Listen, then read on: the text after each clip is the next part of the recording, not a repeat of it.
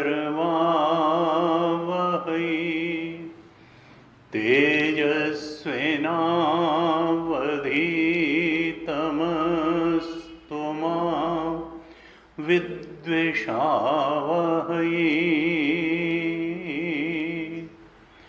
ओम शांति शांति शांति।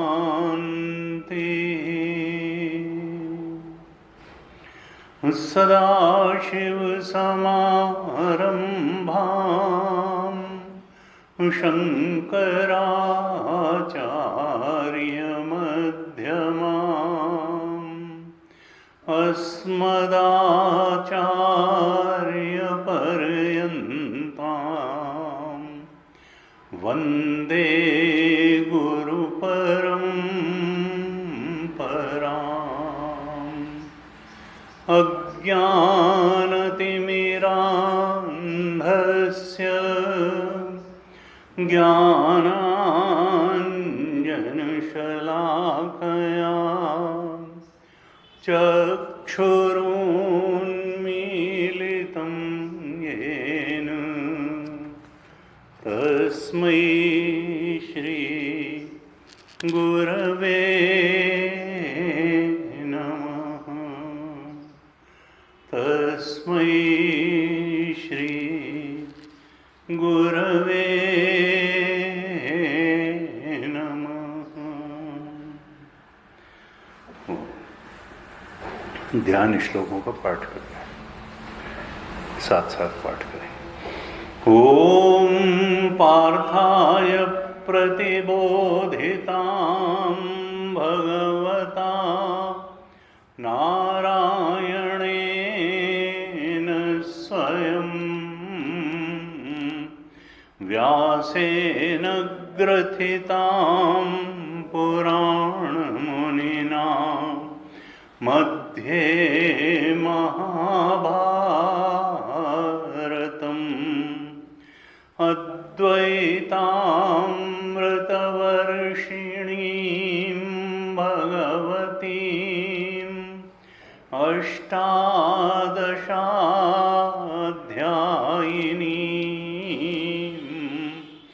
अम्ब त्वामनुसन्दधामि भगवद्गीते भवद्वेषिणीम्। नमोऽस्तु ते व्यासविशालबुद्धे फुल्लारविन्दायतपत्रनेत्र येन त्वया भारततैलपूर्णा प्रज्वालितो ज्ञानमयः प्रदीपः प्रपन्नपारिजाताय स्तोत्रवेत्रैकपाणये ज्ञानमुद्राय कृष्णाय गीतामृतदुहे नमः। सर्वोपनिषदो गावो दोग्धा गोपालनन्दनः पार्थो वत्सः सुधीर्भोक्ता दुग्धं गीतामृतं महत्। वसुदेवसुतं देवं कंसचाणूरमर्दनं देवकी परमानन्दं कृष्णं वन्दे जगद्गुरुं। कृष्णं वन्दे जगद्गुरुं।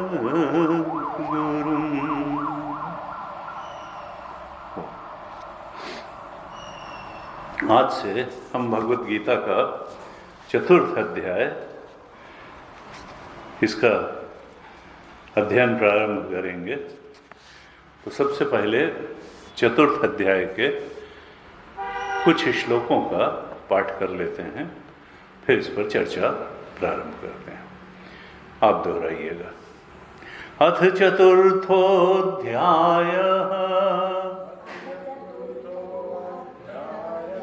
श्रीभगवानुवाच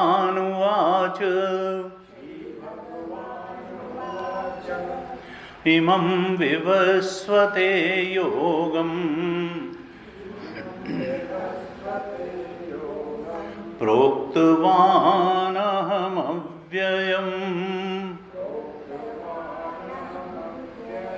विवस्वान्मनवे प्राह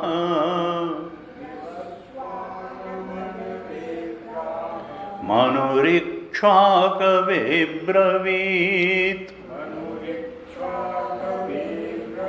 एवं परम्परा प्राप्तम्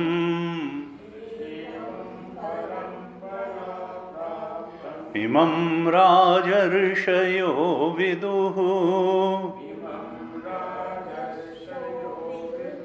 सकाले नेह महता योगो नष्टः परन्तप स एवायं मया तेद्य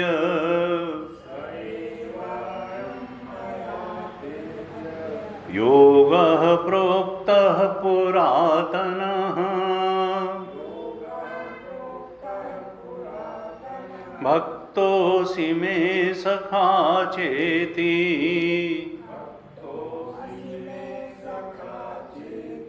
रहस्यं ह्येतदुत्तमम् अर्जुन उवाच अपरं भवतो जन्म परं जन्म विवस्वतः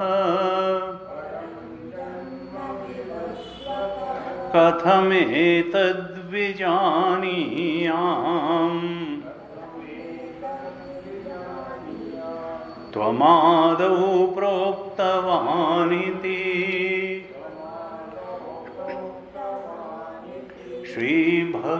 श्रीभगवानुवाच बहूनि मे व्यतीतानि जन्मानि तव चार्जुन तान्यहं वेद सर्वाणि न त्वं वेत्थ परन्तप अजोऽपि सन्नव्ययात्मा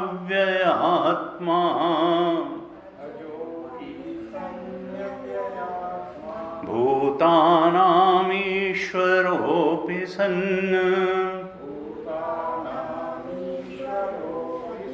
प्रकृतिं स्वामधिष्ठाय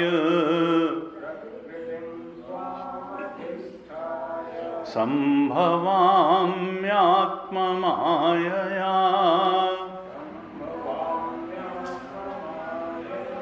यदा यदा हि धर्मस्य ग्लानिर्भवति भारत अभ्युत्थानमधर्मस्य तदात्मानं सृजाम्यहम्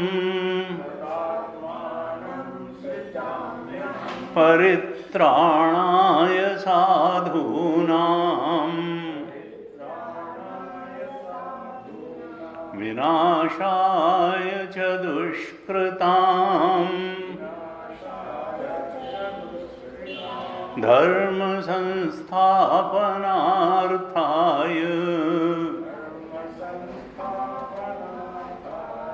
संभवामि युगे युगे जन्म कर्म च मे दिव्यम् एवं यो वेत्ति तत्त्वतः त्यक्त्वा देहं पुनर्जन्म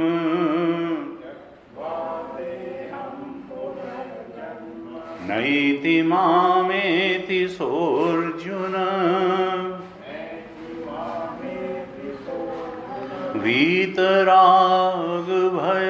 वीतरागभयक्रोधाः मन्मया मामुपाश्रिताः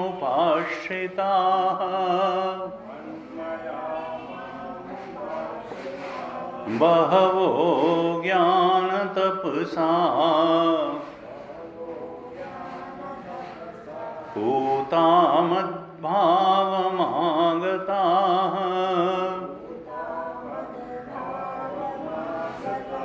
ये यथा मां प्रपद्यन्ते तांस्तथैव भजाम्यहम् मम वर्त्मानुवर्तन्ते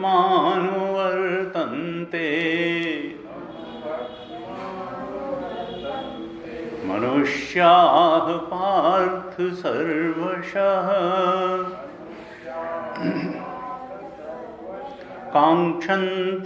काङ्क्षन्तः कर्मणां सिद्धिम्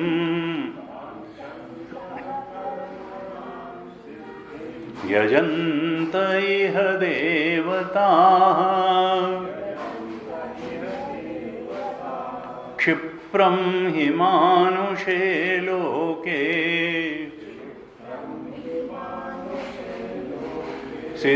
सिद्धिर्भवति कर्मजा चातुर्वर्ण्यं मया सृष्टम् गुणकर्म विभागशः तस्य कर्तारमपि माम्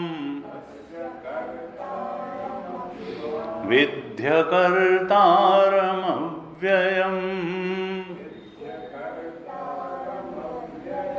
न मां कर्माणि लिम्पन्ति न मे कर्मफले स्पृहा इति मां योऽभिजानाति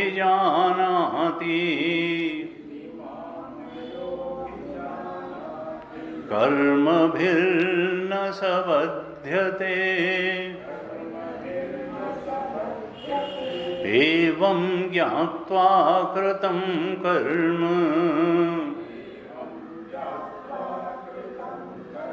पूर्वैरपि मुमुक्षुभिः कुरु कर्मैव तस्मात् त्वं पूर्वैः पूर्वतरं कृतम् किं कर्मेति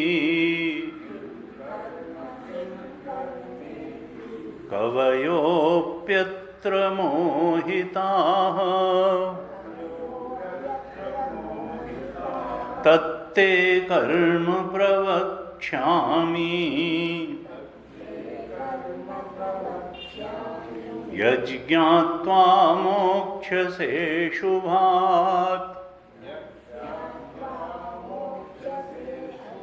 कर्मणो ह्यपि बोद्धव्यम्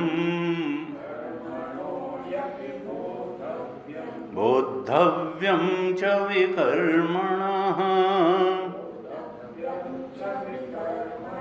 अकर्मणश्च बोद्धव्यम् गहना कर्मणो गतिः कर्मण्यकर्म यः पश्येत् अकर्मणि च कर्म यः स बुद्धिमान् मनुष्येषु स युक्तः कृत्स्नकर्मकृत्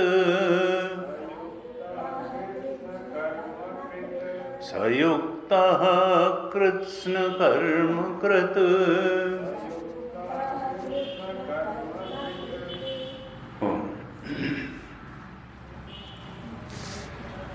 ये चौथा अध्याय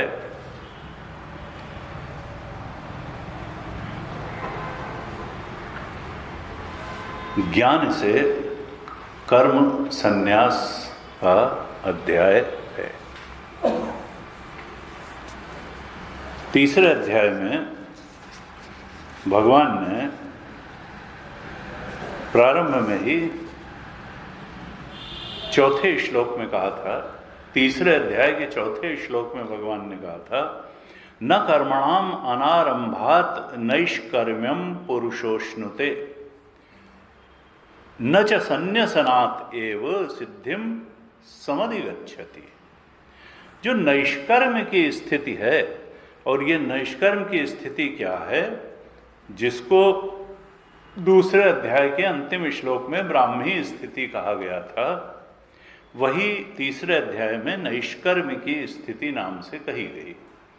तो जो सर्वोच्च लक्ष्य है नैष्कर्म की स्थिति यानी ब्राह्मी स्थिति, अपने ब्रह्मस्वरूप की प्राप्ति, वो कर्म आरंभ न करने से कोई अपने ब्रह्मस्वरूप के बोध में प्रतिष्ठित नहीं हो जाएगा, कोई भी पुरुष, कोई भी जीव। न च संन्यसनादेव, और न हाथ में लिए हुए कर्म को छोड़ देने से ही वो ब्राह्मी स्थिति प्राप्त होगी, नैष्कर्म की सिद्धि प्राप्त होगी। अब सवाल यह है कि जब न प्राप्त कर्म का त्याग करने से प्राप्त होगी, न कर्मणाम, या जो कर्म हमने शुरू ही नहीं किया उसको न शुरू करने से, यानी कर्म से उस नैष्कर्म सिद्धि का कुछ भी लेना देना नहीं है। न तो लिए हुए कर्म को छोड़ देने से नैष्कर्म सिद्धि ब्राह्मी स्थिति प्राप्त होगी, और न जो कर्म आरंभ नहीं किया है उसको आरंभ न करें कभी। तो फिर अब सवाल यह है कि और चरम और परम प्राप्तव्य मनुष्य जीवन का नैष्कर्म सिद्धि ही है, ब्राह्मी स्थिति ही है। तो फिर ये नैष्कर्म सिद्धि प्राप्त कैसे होगी? चौथा अध्याय इसी बात पर आगे बढ़ाता है कि वो नैष्कर्म सिद्धि का उपाय क्या है। ये कर्म से अगर उसका कोई लेना देना नहीं है तो कर्म संन्यास तो होना पड़ेगा, लेकिन वो कर्म संन्यास कैसे हो? कहा ज्ञान कर्म संन्यास। चौथा अध्याय जो नाम दिया संतों ने, ऋषियों ने चौथे अध्याय का, जैसे तीसरे अध्याय का नाम दिया था कर्मयोग, तो चौथे अध्याय का नाम दिया ज्ञान कर्म संन्यास योग। यानी कर्म का वो संन्यास जिससे नैष्कर्म प्राप्त होगा, ब्राह्मी स्थिति प्राप्त होगी, स्वरूप बोध प्राप्त होगा, वो कर्म संन्यास का उपाय क्या होगा? ज्ञान आत्मज्ञान के द्वारा ही वो कर्म संन्यास प्राप्त होगा। ज्ञानेन एव, ज्ञान से ही ज्ञान कर्म संन्यास, वो कर्म संन्यास जो ब्राह्मी स्थिति के बोध में ले जाएगा, वो ज्ञान से ही वो कर्म संन्यास प्राप्त होगा। केवल कर्म को आरंभ नहीं किया या लिए हुए कर्म को छोड़ दिया, उससे वो नैष्कर्म सिद्धि ब्राह्मी स्थिति प्राप्त नहीं होगी। उसके लिए पॉजिटिव चीज चाहिए, और वो है ज्ञान।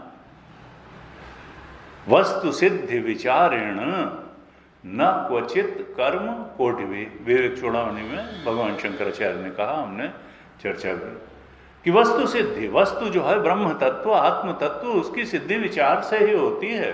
करोड़ों कर्म करने से भी वो नहीं प्राप्त होगा, न क्वचित कर्म कोटि भी।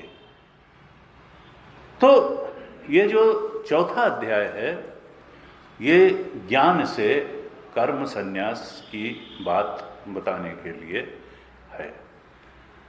तो क्या कर्म का फिर कोई महत्व ही नहीं है? का देखो, कर्म तो और उलझाता है।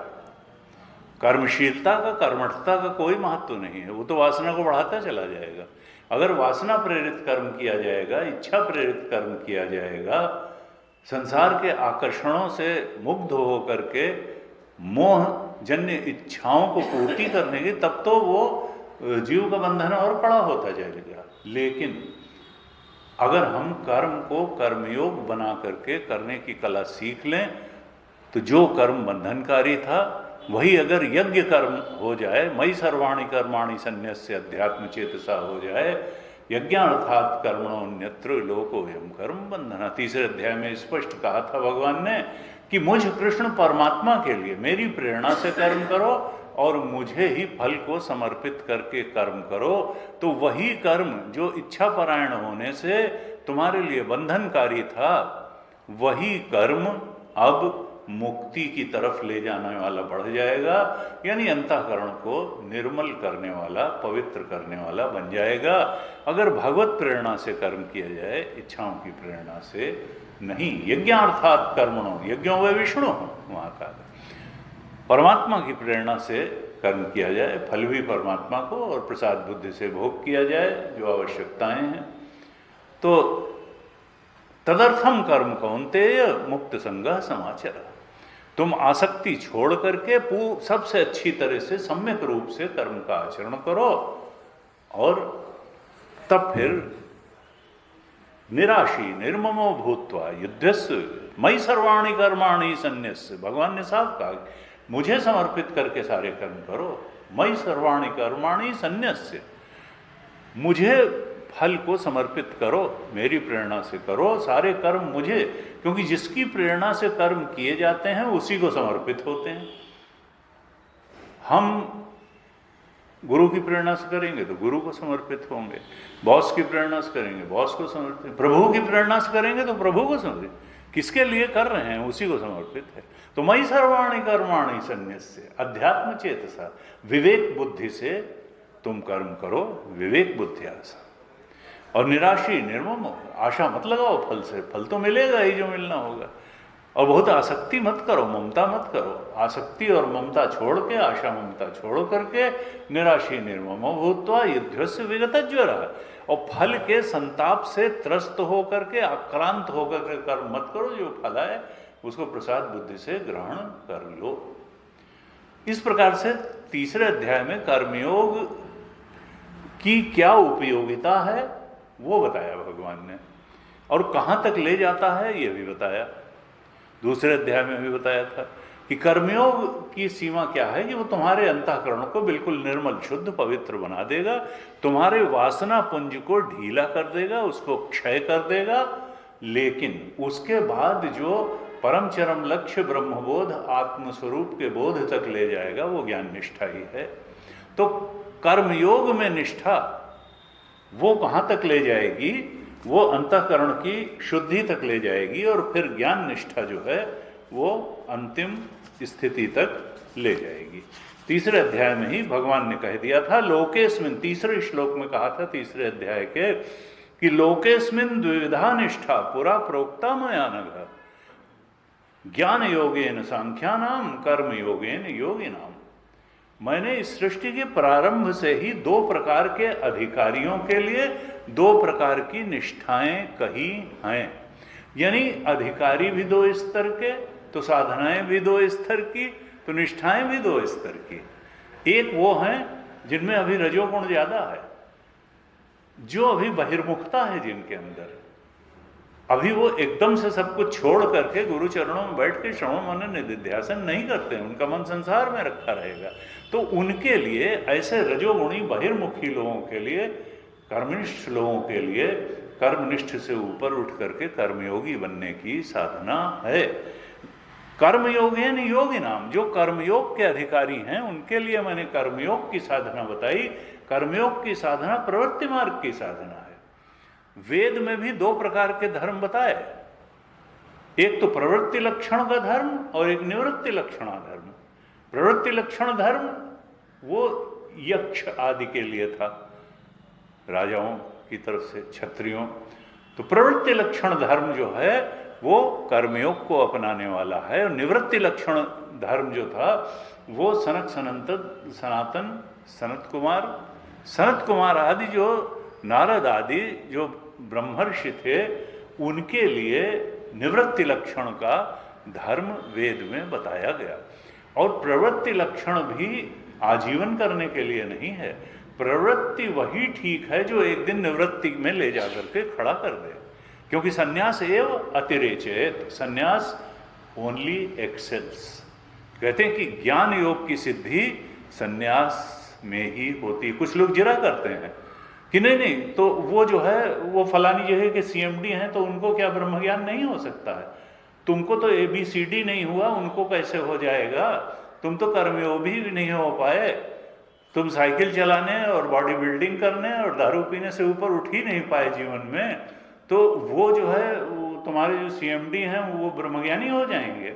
ये झूठ मूठ का जिरा करना, शास्त्र को चैलेंज करना और अपनी हैसियत न समझ पाना, और भगवान कृष्ण की हैसियत न समझ पाना, उपनिषद की हैसियत न समझ पाना, हमारे सर्वोच्च तक पहुंचाने वाले शास्त्रों की हैसियत न समझ, और छोटे मुंह बड़ी बात करना, उनको नहीं हो सकता। अरे भाई कैसे हो जाएगा? भगवान शंकराचार्य तुमसे छोटे आदमी थे, उनको जीवन की समझ तुमसे कम थी। जब वो कह रहे हैं, उपनिषद का वाक्य है संन्यास एव अतिरेचेत, संन्यास ओनली एक्सेल्स। ये किसी सड़क चलते पान खा के थूक देने वाले आदमी का वाक्य नहीं है, ये उपनिषद श्रुति वाक्य है कि संन्यास एव अतिरेचेत, संन्यास ओनली एक्सेल्स।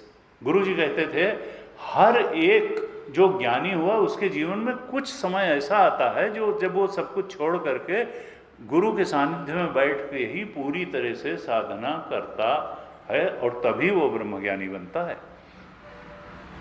बाकी यह है कि कर्मयोग की साधना है और आपातत ज्ञान का भी अपना महत्व होता है। ऐसे धीरे धीरे धीरे धीरे करते करते वो अप्रोच दृढ़ होते होते होते होते होते होते और फिर एक दिन जब आपकी वो योग्यता अंदर से आती है तो भगवान भी व्यवस्था बना देते हैं और वैसा चीज़ बहुत सहज रूप में संभव हो जाती है। हमको उसके लिए परेशान होने की जरूरत नहीं है, लेकिन हम जहाँ खड़े हैं वहाँ से हमको पूरे जोर से अपना काम करते रहना चाहिए। कहा ज्ञान योगेन सांख्यानाम कर्म योगेन योगिनाम। दो प्रकार के अधिकारियों के लिए दो प्रकार के मार्ग बताए, दो प्रकार की निष्ठाएं बताई। सांख्य योगियों के लिए ज्ञान योग की निष्ठा और कर्म योगियों के लिए कर्मयोग की निष्ठा बताई भगवान ने। तो यहाँ चौथे अध्याय में अब यह अयम योग अध्याय द्वयेन उक्ता ज्ञान निष्ठा, ये अध्याय की संगति बता रहे हैं भगवान शंकराचार्य तीसरे और चौथे अध्याय की। यह अयम योग अध्याय द्वयेन उक्ता ज्ञान निष्ठा लक्षण ससन्यास कर्म योग उपाय यस्मिन् वेदार्थ परिसमाप्त प्रवृत्ति लक्षणो निवृत्ति लक्षण च गीतासु च सर्वासु अयम एव योगो विवक्षिता भगवता अतः परिसमाप्तम वेदार्थम मनवाना तम वंश कथनेन स्तौति। श्री भगवान शंकराचार्य अध्याय संगति लगाते हैं, कहते हैं ये जो अध्याय द्वयेन यानी दूसरे अध्याय में भी और तीसरे अध्याय में भी जो योग भगवान ने बताया, अब यहाँ पे एक वचन में योग शब्द आया, वो कहेंगे कि नहीं उन्होंने तो दो योग बताए, कर्म योग भी और ज्ञान योग भी। यहाँ भगवान शंकराचार्य कह रहे हैं ना, योग तो एक ही है जिसको पूरी गीता में बताया गया और वो है ज्ञान योग। ये कर्म योग तो आनुषंगिक है। जैसे कि कोई पहलवान है, उसका उद्देश्य तो जो है कुश्ती जीतना है, लेकिन उसके लिए उसको आहार भी ठीक करना पड़ेगा, उसको वर्जिश भी करनी पड़ेगी, उसको सवेरे जल्दी भी उठना पड़ेगा। तो वो सब जो है सहायक कारण है। असली जो है वो तो है कि उसको कुश्ती लड़के जीतना है, ये उद्देश्य। तो ज्ञान योग ही असल में वास्तविक योग है जो भगवान पूरी गीता में बताना चाह रहे हैं। कर्म योग तो चूंकि उसका उपाय है, इसलिए गीता में उसका वर्णन भगवान ने किया है। असल में दो योग नहीं बताए हैं, योग तो एक ही बताया है और वो है ज्ञान योग। और चूंकि उस ज्ञान योग का उपाय है कर्मयोग, इसलिए कर्मयोग को भी बताया है। वो सब्सिडियरी है, वो एलाइड है, वो सपोर्टिंग है, वो मेन योग नहीं है। मुख्य जो योग बनाया है वो ज्ञान निष्ठा लक्षण ससन्यास कर्मयोग उपाय। कर्मयोग तो उपाय है ज्ञान योग का, मुख्य योग तो ज्ञान निष्ठा लक्षण वाला योग है।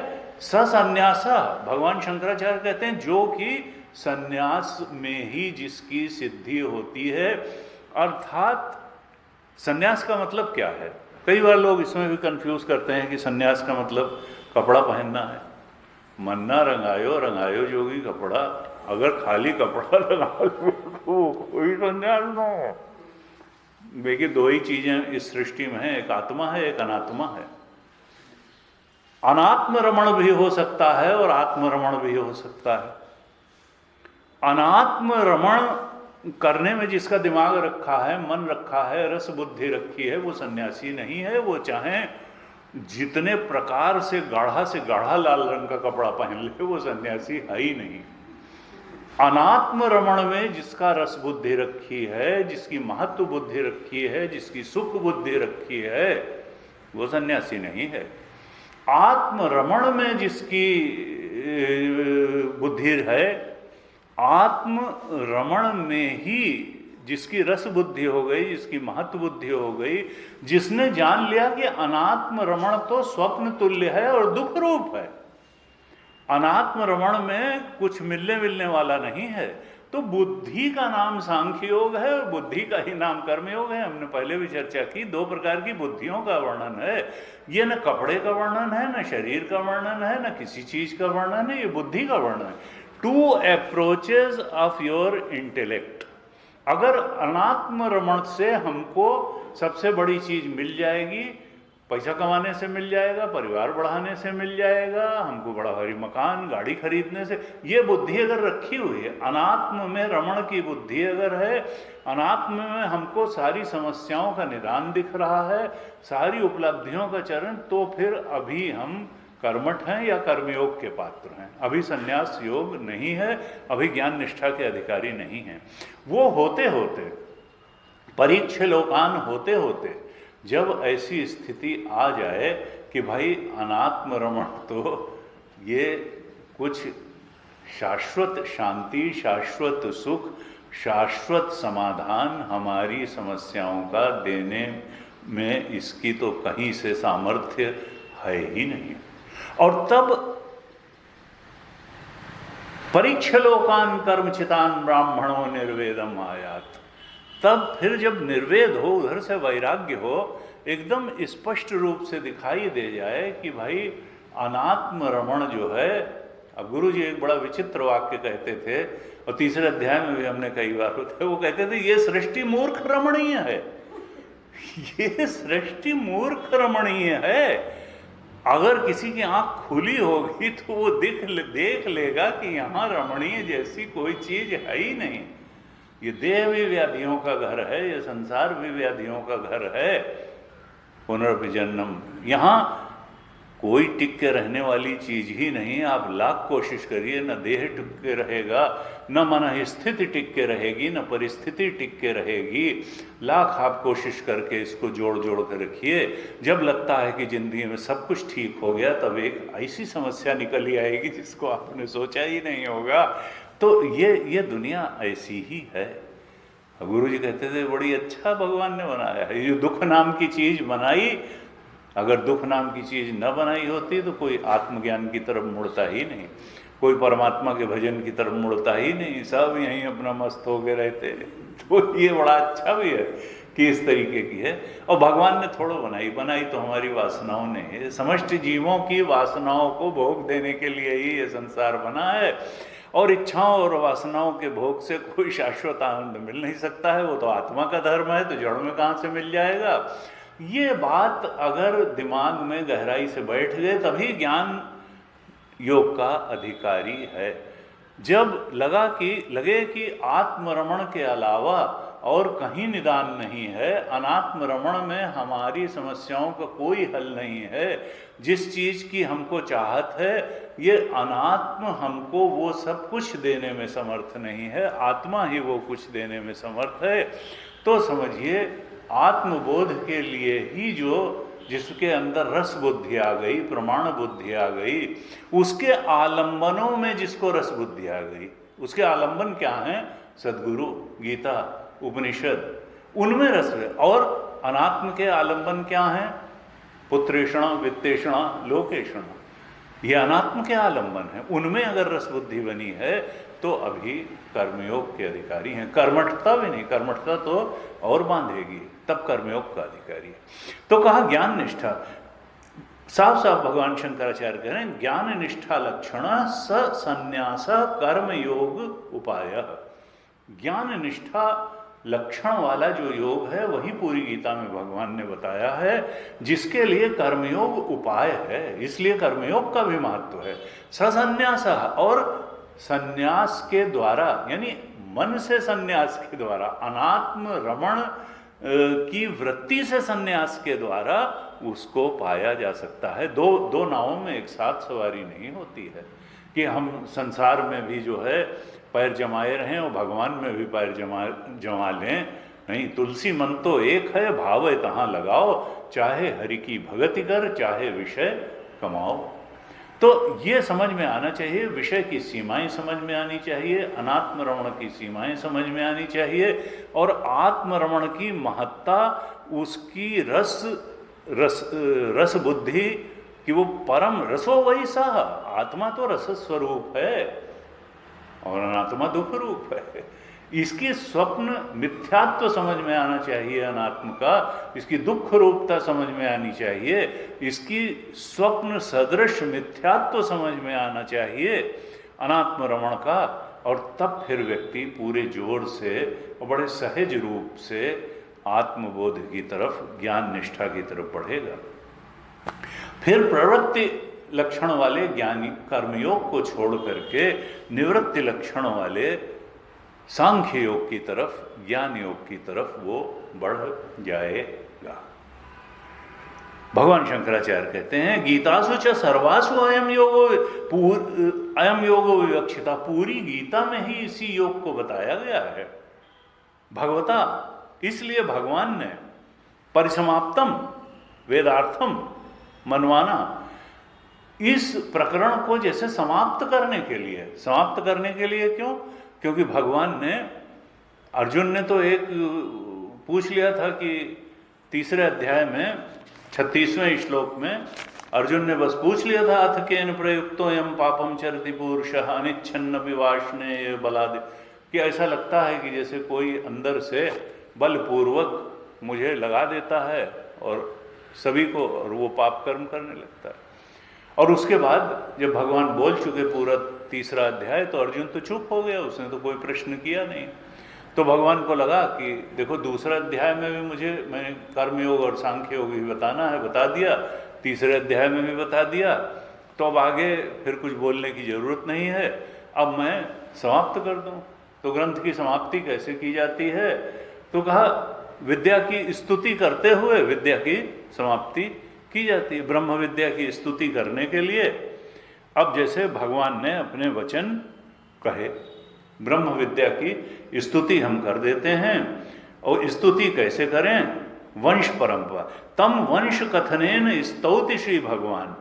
इस विद्या का प्रारंभ कहाँ से हुआ, ये कहाँ से चलते हुए कहाँ तक आई, इसके परंपरा को बताते हुए इस ब्रह्म विद्या की स्तुति के लिए भगवान अपनी तरफ से उन्होंने बोलना शुरू किया, अर्जुन ने नहीं। श्री भगवान वाच, पहला श्लोक क्या है? कहा इमं विवस्वते योगम प्रोक्तवान अहम अव्ययम विवस्वान मनवे प्राह मुनि इक्ष्वाकवे अब्रवीत। कहा कि इमं विवस्वते योगम, भगवान कहते हैं देखो ये जो ब्रह्म विद्या है, ये जो अव्यय योग है, ये प्रोक्तवान अहम, मेरे द्वारा कही गई। किससे कही गई? सूर्य से, विवस्वान से। सबसे पहले, यानी इसका ओरिजिन का सोर्स क्या है? मैं हूं। मुझ कृष्ण परमात्मा से ये ब्रह्म विद्या उदित हुई है, क्योंकि अज्ञानी से कभी ज्ञान का उदय हो नहीं सकता है। जीव अगर अज्ञान, और जीव तो सारे ही अज्ञानी हैं, ब्रह्मा जी भी अगर पहले पैदा हुए तो वो भी अज्ञानी ही थे। उनको नारायण ने जब उपदेश किया वेद का, तब उनको ज्ञान हुआ कि वो हैं कौन, उन्हें करना क्या है, वो कहाँ से आए हैं और क्या सब ये धंधा है। तो ज्ञान का स्रोत चाहे हम नारायण से माने और चाहे सदाशिव समारंभाम से माने, चाहे नारायण से माने, लेकिन वो जो परमात्मा है, परम सत्ता है, नाम उसको कुछ भी दें, मां श्री गणेश माने, तो उस परमात्मा सत्ता से ही ये ब्रह्म ज्ञान की धारा चली। इमम, और किसको सबसे पहले दी? भगवान कहते हैं इमम अव्ययम योगम, ये जो अव्यय योग है, इसको सबसे पहले मैंने विवस्वते, सूर्य से कहा। और विवस्वान मनवे प्राह, सूर्य ने किससे कहा? अपने पुत्र मनु से कहा। सूर्य ने मनु से कहा, और मनु इक्ष्वाकवे अब्रवीत, मनु ने अपने पुत्र इक्ष्वाकु से कहा। इस प्रकार से ये धारा चली, पिता से पुत्र में, और किससे? क्षत्रियों में, चूंकि अर्जुन क्षत्रिय है। ये न कह दे कि मुझसे नहीं हो पाएगा, तो भगवान उसको क्षत्रियों का ही उदाहरण दे रहे हैं कि कहते नहीं, वो तो जो है सनक सनंदन सनातन और नारद सब निवृत्ति मार्गियों द्वारा ही ये तो प्राप्त किया गया, और मैं तो क्षत्रिय हूँ, मैं कैसे? सब क्षत्रियों के उदाहरण दे रहे हैं। इमं विवस्वते योगम प्रोक्तवान अहम अव्ययम विवस्वान मनवे प्राह मनु इक्ष्वाकवे अब्रवीत। अब इसमें भगवान शंकराचार्य ने लिखा कि ये जो अव्ययम कहा, ये अव्यय फल क्यों कहा, कि अव्यय योग क्यों कहा? क्योंकि अभी भगवान दूसरे श्लोक में ही कहने वाले हैं कि एवं परम परा प्राप्तम इमं राजर्षयो विदुः। इस प्रकार से जो क्षत्रियों की परंपरा में ये ब्रह्म विद्या प्रवाहित होती रही, और राजर्षियों ने ये विद्या जानी। एवं परंपरा प्राप्तम इमं राजर्षयो विदुः, राजर्षियों में इस तरीके से ये विद्या बढ़ती गई। सकाले नेह महता योगो नष्टः परम, लेकिन काल के गाल में ये विद्या क्या हुई? नष्ट हो गई, नेपथ्य में चली गई, इसका लोप हो गया। ये जो ब्रह्म विद्या थी राजर्षियों में चली, बढ़ी, लेकिन फिर एक समय ऐसा आया कि काल के प्रभाव में ये ब्रह्म विद्या नष्ट। भगवान शंकराचार्य ने लिखा कि नष्टा का मतलब ये नहीं कि खत्म ही हो गई, कहीं किसी आश्रम में जाकर के चली गई, कहीं हिमालय की कंदराओं में किसी के पास चली गई।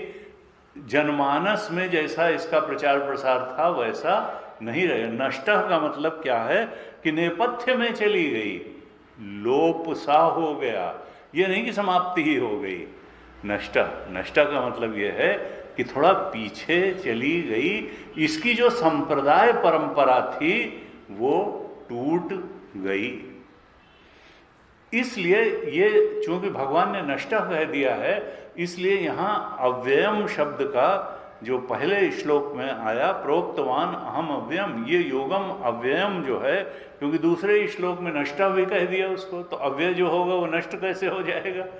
तो अव्ययम का अर्थ किया कि अव्यय फलत्वात्, यानी इसका जो फल है, योग का जो फल है, फल क्या है? मोक्ष। मोक्ष रूप जो फल है इस योग का, स्वरूप बोध ब्रह्म स्वरूप के बोध रूप, नैष्कर्म सिद्धि रूप, मोक्ष स्वरूप जो फल है वो फल अविनाशी है इसका, इसलिए अव्यय योग कहा, क्योंकि ये अविनाशी फल देने वाला है। ये जो ज्ञान योग को अव्यय कहा, ये अव्यय इसलिए है क्योंकि ये मोक्ष रूप अविनाशी फल देने वाला है। और वैसे गुरुजी कहते थे ये नहीं समझना चाहिए, चाहे जितना रसातल में चली जाए ये धरती, यानी सदाचारहीन हो जाएं लोग, संस्कारहीन हो जाएं, तब भी इस धरती पर उस शुद्ध ब्रह्म ज्ञान को देने वाले कुछ महात्मा रहते जरूर हैं। ये धरती कभी वीरों से खाली नहीं होती, नहीं तो ये परंपरा ही लुप्त हो जाएगी। इसलिए ये मान के नहीं बैठना चाहिए कि वैसा घोर कलयुग आ गया कि वो उपनिषद को बताने वाले नहीं रहेंगे। वो कहते थे 800 साल के विधर्मी शासन में भी उपनिषद बचे रहे, गीता बची रही। गीता और उपनिषद के शुद्धतम अर्थ करने वाले शास्त्री भी बचे रहे, संत भी बचे रहे, महात्मा भी बचे रहे। भक्ति काल मुगल साम्राज्य के समय ही हुआ, जब उधर अकबर था तो उधर तुलसी थे, उधर सूर थे। तो ये कुछ नहीं है, ये दुनिया जो है भगवान की है, ये कुछ लोगों के चलाए नहीं चल रही है। तो योग नष्टः का मतलब क्या हुआ? भगवान शंकराचार्य कहते हैं योग नष्टः का मतलब ये नहीं है कि योग नष्ट हो गया, बल्कि जो सकालेने महता, ये जो परंपरा से प्राप्त ब्रह्म विद्या थी, ये काल में असल में ब्रह्म विद्या नहीं नष्ट हुई, न ब्रह्म विद्या पर उसका प्रभाव हुआ, इसका तो प्रभाव लोगों पर हुआ कि लोगों की धारणा शक्ति नष्ट हो गई, लोगों में सदाचार की भावना नहीं रह गई, लोगों का मन विकार की तरफ बढ़ने लगा, लोग साधनाहीन जीवन जीने लगे, इसलिए वो अंतःकरण उनका दुर्बल हो गया और वो इस ब्रह्म विद्या को धारण करने योग्य नहीं रह गए। तो नष्ट क्या हुआ? लोगों का अंतःकरण जो है ब्रह्म विद्या की दृष्टि से नष्ट हुआ, विकारग्रस्त हुआ, न कि ब्रह्म विद्या कहीं लोप हो गई या ब्रह्म विद्या का कोई उस पर ब्रह्म विद्या का प्रभाव हुआ। समाज की दुर्बलता के रूप में ये नष्ट हुआ। कहते हैं हर पीढ़ी में महापुरुष भी होते हैं, महात्मा भी होते हैं, और राजर्षि भी होते हैं, ब्रह्मर्षि भी होते हैं, लेकिन उसकी संप्रदाय परंपरा कितनी चलती है। तो इस चौथे अध्याय में कर्म का संन्यास हो जाना, कर्म का संन्यास हो जाना, इसी को योग कहा। और कर्म का संन्यास अगर यही लक्ष्य है तो किसी कर्म से ये नहीं हो सकता है, ये कर्म का संन्यास ज्ञान से ही हो सकता है, और इसी को नैष्कर्म्य कहते हैं। 33वें श्लोक में भगवान ने बड़े स्पष्ट रूप से इसको कहा भी, चौथे अध्याय के 33वें श्लोक में। इसमें एक मुख्य तो नैष्कर्म सिद्धि कैसे हो, ज्ञान द्वारा कर्म संन्यास कैसे हो, अपने ब्रह्म स्वरूप का बोध में स्थिति कैसे हो, ये तो मुख्य विषय है। ज्ञान द्वारा कर्म का संन्यास और आत्मबोध में दृढ़ता से स्थिति, ये तो इसका मुख्य विषय है चौथे अध्याय का। लेकिन इसमें 3 जो है जिसको कहें सहायक विषय हैं, सब्सिडियरी जो विषय हैं, आनुषंगिक विषय हैं, वो भी आए हैं। वो 3 विषय क्या हैं?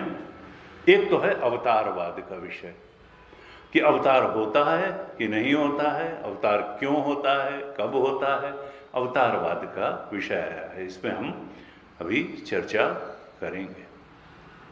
दूसरा वर्ण व्यवस्था का विषय इसमें आया चौथे अध्याय में, भगवान ने कहा चातुर्वर्ण्यम, 13वें श्लोक में कहा चातुर्वर्ण्यम मया सृष्टम गुणकर्म विभागशः, गुणकर्म विभागशः तस्य कर्तारम अपि माम विद्धि अकर्तारम अव्ययम। तो एक अवतारवाद का विषय आया, छठे 5 से लेकर के 9 श्लोक तक अवतारवाद का विषय आया है। येरा येरा हि धर्मस्य बहूनि मे व्यतीतानि जन्मानि, 5 से 9 श्लोक तक अवतारवाद का विषय आया। उसके बाद में फिर 13वें श्लोक में भगवान ने ये बताया कि 4 वर्णों की रचना मैंने की है। वर्ण व्यवस्था का विषय, वर्णवाद का नहीं आया, वर्ग संघर्ष का नहीं आया, जाति गुरु जी कहते हैं आजकल वर्ण व्यवस्था जो है उसको जाति संघर्ष का नाम दे दिया गया। जो चीज भगवान ने बनाई है उसको मिटाना आदमी के बस की बात नहीं है। तुम चाहे कार्ल मार्क्स की थ्योरी निकालो और चाहे तुम जो है माओवाद निकालो, तुम चाहे जो करो, जो वर्ण व्यवस्था भगवान ने बनाई है वो तो बनी रहेगी और सब जगह की होगी, सर्वकालीन होगी, सर्वदेशीय होगी। भगवान ने कहा चातुर्वर्ण्यम मया सृष्टम गुण कर्म विभागशः, 4 वर्णों की रचना मैंने की है और गुण और कर्म के अनुसार उनका विभाग किया है, हवा में नहीं किया है। तो एक तो विषय अवतारवाद का आया, फिर वर्ण व्यवस्था का आया, और उसके बाद में एक तीसरा और विषय है जो कि आया यज्ञ का विषय आया। 24 श्लोक से 33 श्लोक तक ये यज्ञ का विषय आया है। ब्रह्मार्पणम ब्रह्मवे ब्रह्माग्नो ब्रह्मणाहुतम, यहां से लेकर के और 33 श्लोक तक श्रेयान द्रव्यमयाद यज्ञ ज्ञान यज्ञ परंतप सर्वम कर्माखिलम पार्थ ज्ञाने परिसमाप्यते। और यहां पर भगवान ने फिर ब्रह्म यज्ञ को की सबसे ज्यादा प्रशंसा की। 12 तरीके के तो द्रव्य यज्ञ बताए और फिर एक ब्रह्म यज्ञ बताया, यानी ज्ञान यज्ञ, जो यहां पे हम लोग कर रहे हैं। ज्ञान यज्ञ को सबसे ऊपर बताया और कहा कि द्रव्यमयाद यज्ञ, ये तो कर्मकांड है द्रव्यमय यज्ञ, ये सारे कर्मकांड या द्रव्य यज्ञ और जो भी कर्म से जुड़े हुए जो यज्ञ हैं, इवन इंद्रिय संयम को भी बताया तो वो भी कर्म की ही श्रेणी में है। मन संयम, इंद्रिय संयम, प्राणायाम, तो सर्वम कर्माखिलम पार्थ ज्ञाने परिसमाप्यते, ये सारे के सारे जा करके आत्मज्ञान में समाप्त हो जाते हैं, ब्रह्म स्वरूप के बोध में। ये सारे जो द्रव्य यज्ञ हैं, कर्मकांड और कर्मयोग से संबंधित जितने यज्ञ हैं, ये सब ज्ञान यज्ञ में, ब्रह्म यज्ञ में समाप्त हो जाते हैं। सर्वम कर्माखिलम पार्थ ज्ञाने परिसमाप्यते। फिर 33 के बाद में 34 श्लोक से लेके अध्याय के अंत तक 42 श्लोक हैं कुल, उसमें जो है ज्ञान का प्रकरण है। पहले 3 श्लोकों में गुरु परंपरा का उल्लेख है, 2 श्लोक तो हमने बताए, तीसरे पर भी चर्चा करेंगे। 4थे श्लोक में अर्जुन का प्रश्न है कि अपरम भवतो जन्म परम जन्म विवस्वतः कथम एतद्विजानीयाम त्वमादौ प्रोक्तवान इति। तुम कहते हो कि मैंने जो है सबसे पहले जो है किससे, सूर्य से कहा, और सूर्य ने जो है वो फिर मनु से कहा और मनु ने इक्ष्वाकु से कहा। तुम तो हमारे सामने खड़े हो, साथ साथ करीब करीब बर्थडे मनाते हैं और तुम जो है क्या ये सब गप्पबाजी जो है कर रहे हो। तो बहुत शालीन तरीके से उसने पूछा कि अपरम हो, आपका जन्म तो बाद में हुआ है और परम जन्म भी, और सूर्य तो कितने पहले हो गए, तो मैं कैसे समझूं कि आपने सूर्य को बताया। कथम एतद्विजानीयाम त्वमादौ, कि तुम ही ने सबसे पहले कहा। भगवान उसको आगे बताएंगे। तो इस प्रकार से ये इसकी जो है विषय की संरचना है 4थे अध्याय की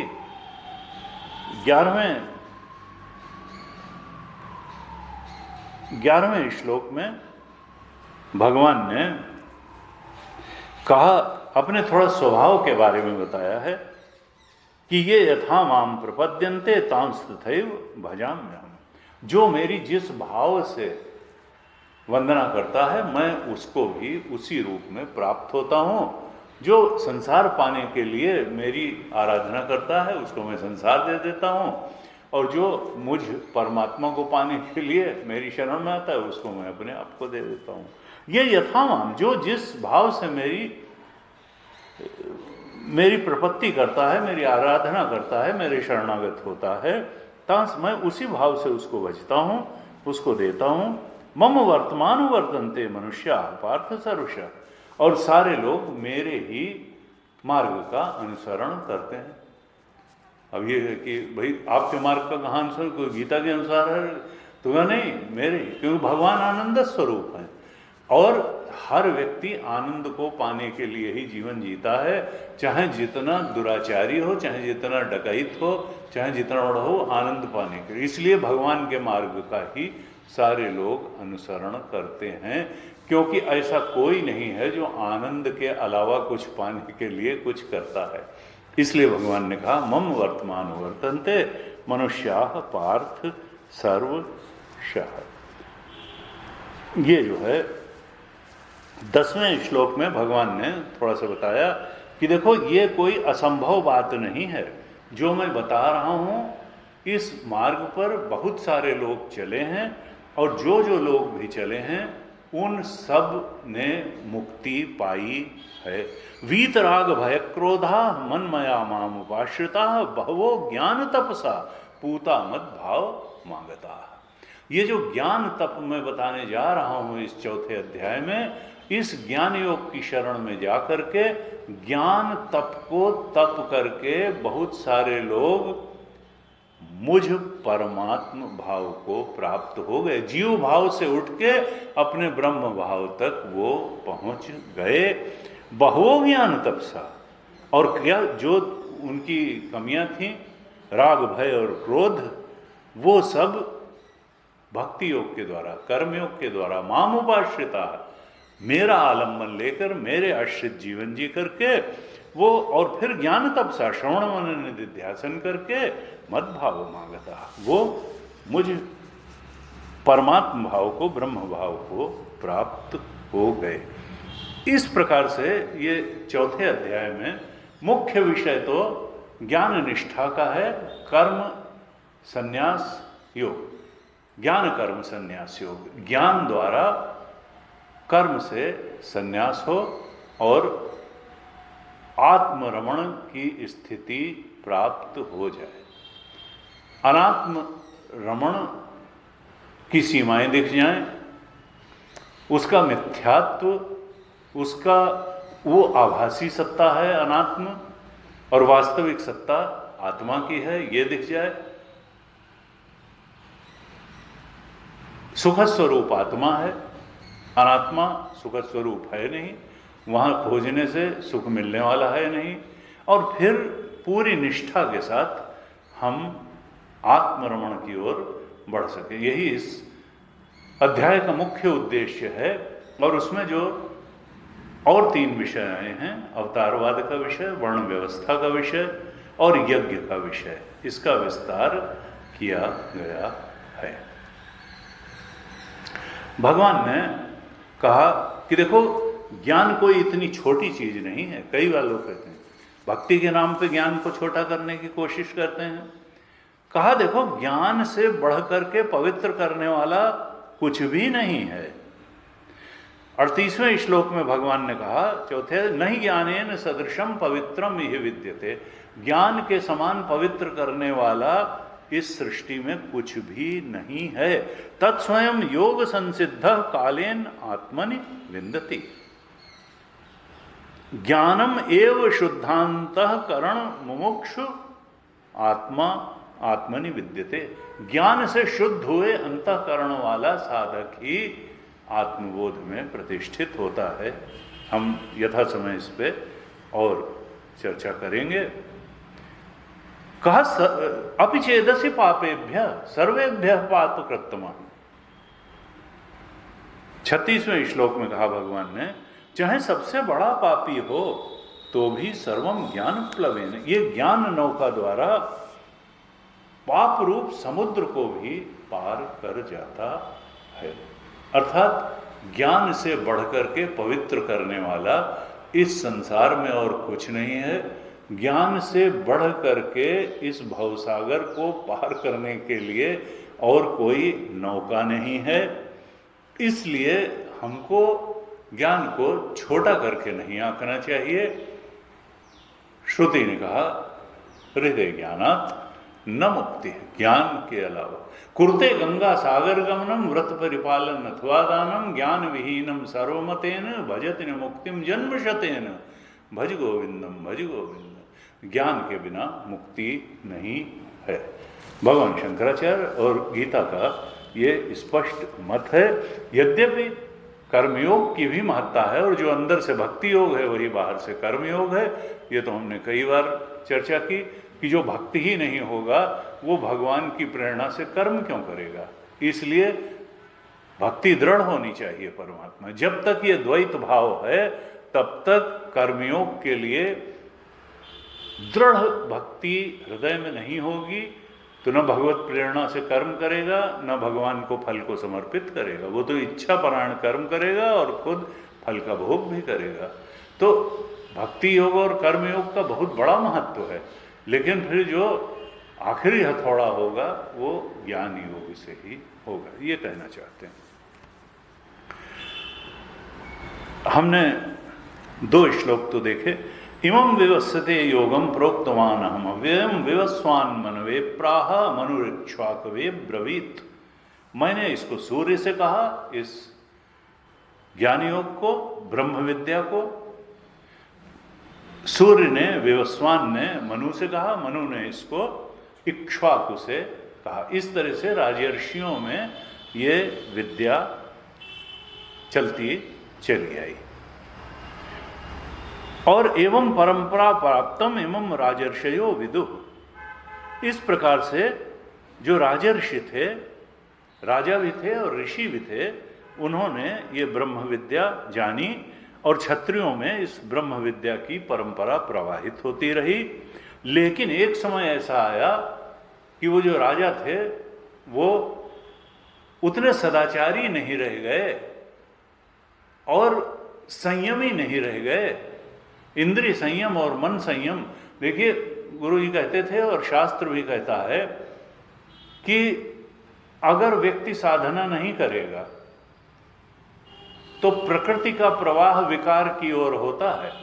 जैसा कि वेस्टर्न में हम देख रहे हैं कि अगर व्यक्ति प्रयास पूर्वक इन इंद्रियों और मन पर नियंत्रण नहीं रखेगा तो ये विकारग्रस्त होकर के कितनी अनियंत्रित होंगी, इसका कोई जो है सीमा नहीं है।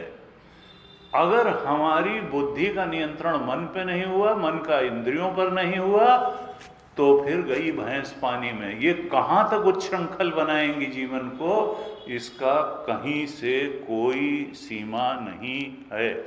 और बिना साधना के जो प्रकृति है वो विकार की ओर ही होती है। वो चाहे मन रूपी प्रकृति हो, चाहे इंद्रियों रूपी प्रकृति हो, और चाहे हमारे ये हाल का फर्श हो और चाहे लॉन हो। अगर हम इसको ग्रूम नहीं करेंगे, अगर हम कुछ साधन करके इसको सुव्यवस्थित नहीं रखेंगे तो ये विकार होकर के झाड़ झंखाड़ के रूप में एक अजीब सी स्थिति पैदा करेगी। इसलिए प्रकृति हमेशा साधना मांगती है सुव्यवस्थित रहने के लिए। वो चाहे अंदर की प्रकृति हो चाहे बाहर की प्रकृति हो, हमको उसकी साज संभाल, उसको जो है सुव्यवस्थित करके, उसका सौंदर्यीकरण करके, और उसके लिए साधना चाहिए, बैठे बैठे नहीं होगा।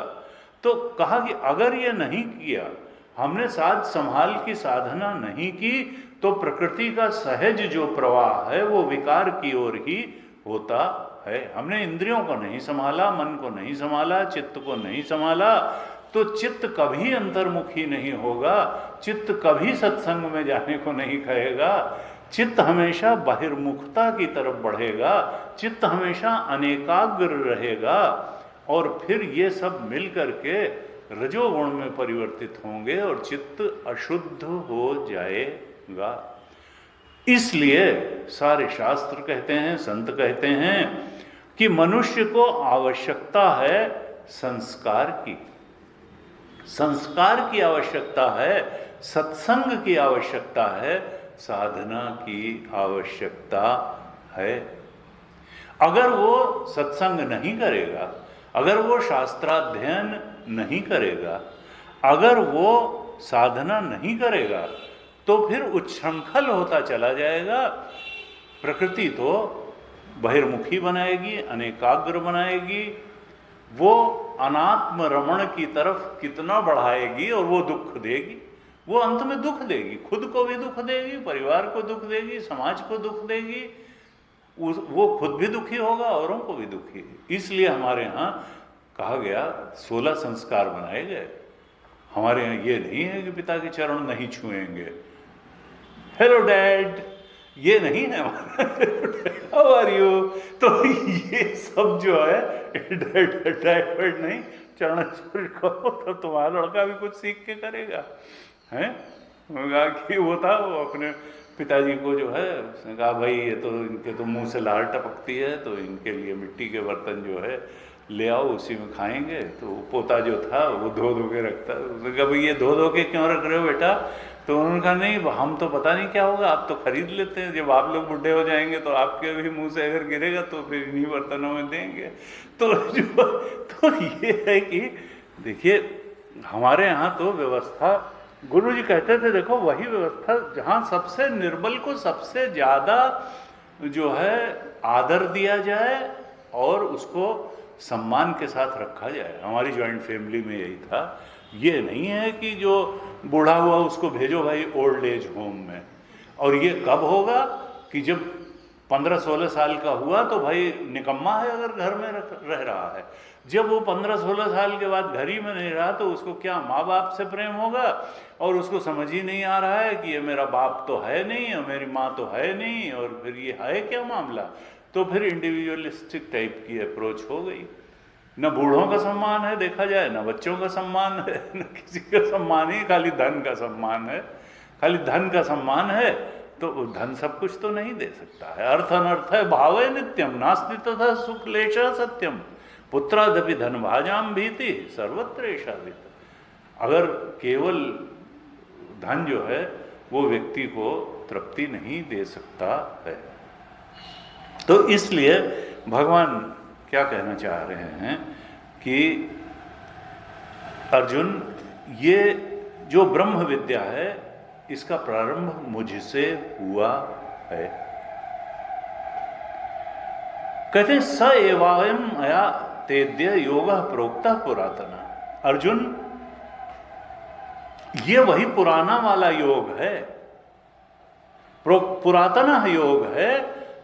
स एव अयम मया ते अद्य प्रोक्ता, जो आज मैं तुमको बता रहा हूं ये गीता में योग, ये कोई नया योग नहीं है, ये वही पुराना वाला योग है जो मैंने सूर्य को बताया था और सूर्य ने जो है मनु को ने इक्ष्वाकु को बताया था। सत्य बदलता नहीं है, ब्रह्म विद्या बदलती नहीं है।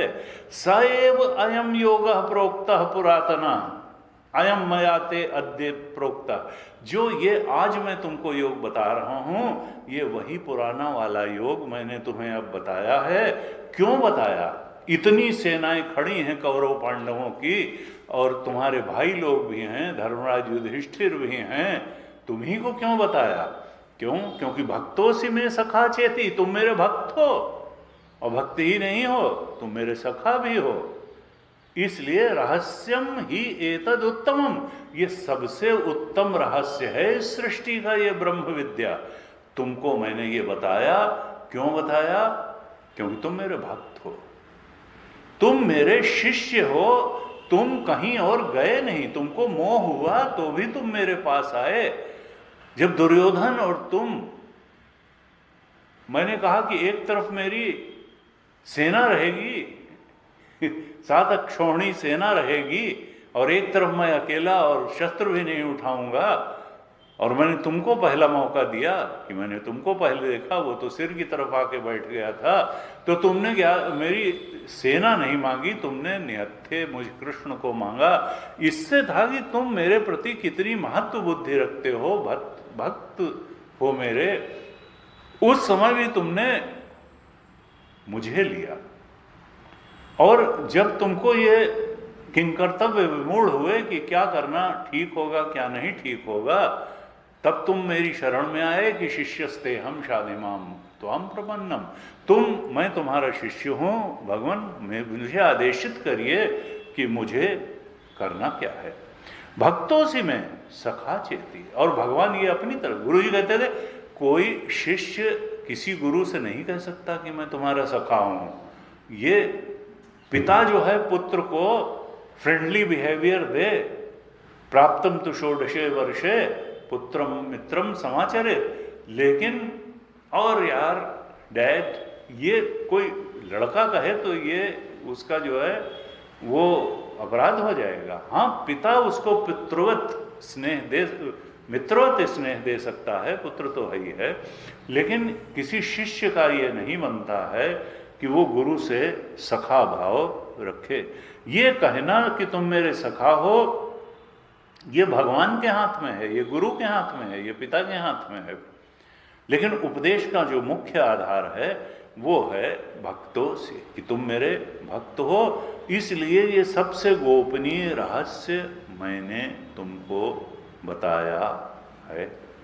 तुमको अधिकारी जान करके ये योग कहा है, क्योंकि इस योग का संरक्षण करने का व्रत मैंने ले रखा है। ये योग नष्ट नहीं होगा, भगवान इसके संरक्षक हैं इस ब्रह्म विद्या के।